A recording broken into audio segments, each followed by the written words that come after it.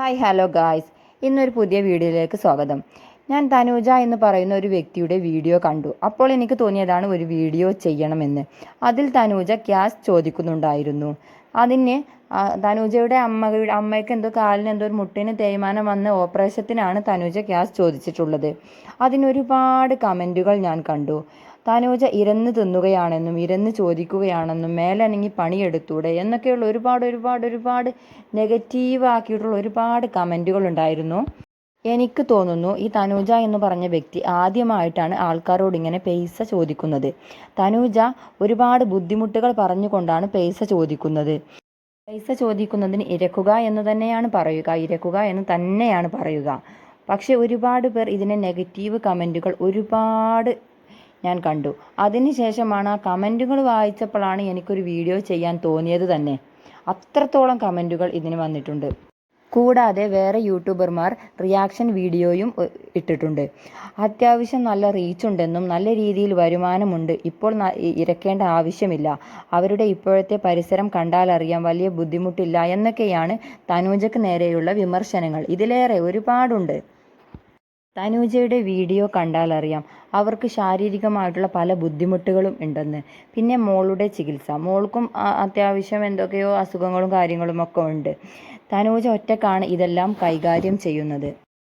ഒരു താങ്ങായും തണലായും ആരും തന്നെയില്ല. അവരുടെ കൂടെ നിൽക്കേണ്ട ഭർത്താവ് അവരെയും വയ്യാത്ത ഒരു കൊച്ചിനെയും ഇട്ടേച്ച് പോയി. പോരാത്തതിന് അവരുടെ സ്വർണവും അടിച്ചോണ്ട് പോയി. സ്ത്രീ ഒറ്റക്കാണ് കുടുംബം നോക്കുന്നത്. ഒരു കുടുംബം നോക്കുന്ന സ്ത്രീയുടെ ഒരു ബുദ്ധിമുട്ട് അത് ചെയ്യുന്നവർക്കോ അല്ലെങ്കിൽ അതിനെപ്പറ്റി ചിന്തിക്കുന്നവർക്ക് മാത്രമേ അറിയുകയുള്ളൂ. അതുകൊണ്ട് തന്നെ തനുജയെ അടിച്ചാക്ഷേപിക്കുന്നത് നല്ല ഒരു കാര്യമല്ല. കാരണം അവർ എന്തെല്ലാം സാഹചര്യത്തിലൂടെയാണോ പോയിക്കൊണ്ടിരിക്കുന്നത് എന്നുള്ളത് അവർക്ക് മാത്രമേ അറിയുകയുള്ളൂ.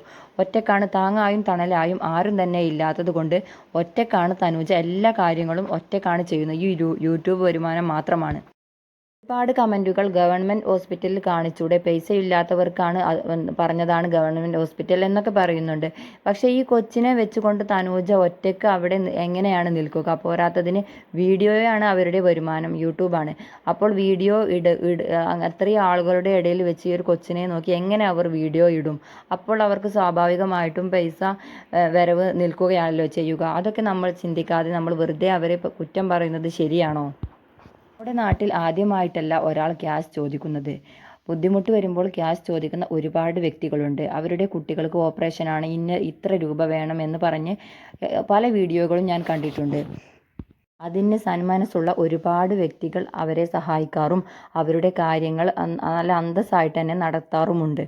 അതുതന്നെയാണ് തനൂജയും ചോദിച്ചിട്ടുള്ളത്. അവരുടെ അമ്മയുടെ ഓപ്പറേഷനാണ്, മുട്ടിന് ഓപ്പറേഷനാണ്, അതിന് എല്ലാവരും കഴിയുന്നവർ സഹായിക്കണം എന്ന് മാത്രമേ അവർ പറഞ്ഞിട്ടുള്ളൂ.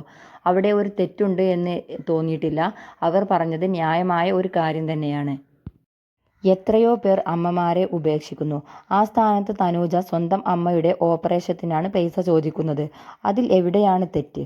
ഒരു കുടുംബം ഒറ്റയ്ക്ക് കൊണ്ടുപോകുന്നതിനുള്ള ബുദ്ധിമുട്ട് അങ്ങനെ ചെയ്യുന്നവർക്ക് അല്ലെങ്കിൽ അതിനെപ്പറ്റി കുറിച്ച് ആഴത്തിൽ ചിന്തിക്കുന്നവർക്ക് മാത്രമേ മനസ്സിലാവുകയുള്ളൂ. വീഡിയോ ആയി വീണ്ടും കാണാം. നമ്മുടെ ചാനൽ സബ്സ്ക്രൈബ് ചെയ്യാത്ത കൂട്ടുകാർ എന്തായാലും ഒന്ന് സബ്സ്ക്രൈബ് ചെയ്ത് സപ്പോർട്ട് ചെയ്യണേ. നിങ്ങളുടെ വിലയേറിയ അഭിപ്രായങ്ങൾ നമ്മുടെ കമൻറ്റ് ബോക്സിൽ അറിയിക്കാൻ